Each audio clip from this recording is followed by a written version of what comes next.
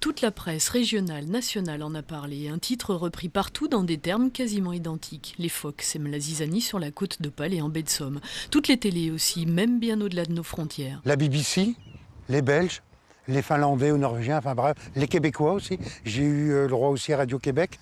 Après, dans les radios européens, enfin bref, tout. Dans les journaux tous, même Midi Libre, enfin dans le Midi, partout.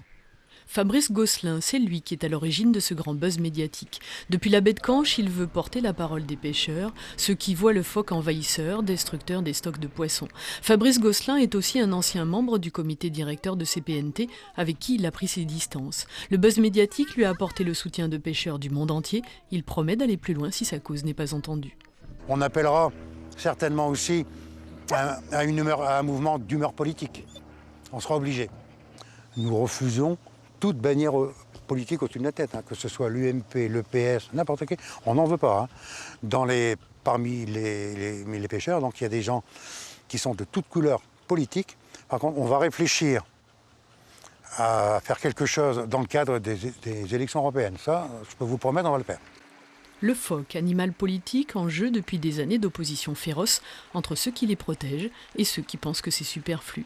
Au centre de soins de Picardie Nature, lieu de recueil des bébés phoques échoués, les bénévoles sont étonnés du déferlement médiatique de l'été, mais apportent en réponse les liens entretenus avec le monde de la pêche.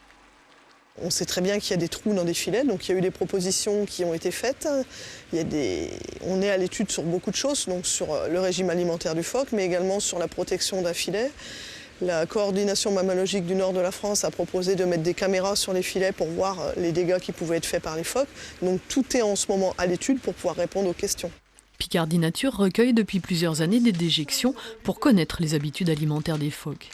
Chaque poisson a au niveau de l'oreille interne un petit os spécifique qui s'appelle un otolith, spécifique de son espèce. Et à partir de ça, on peut savoir ce que mangent les phoques.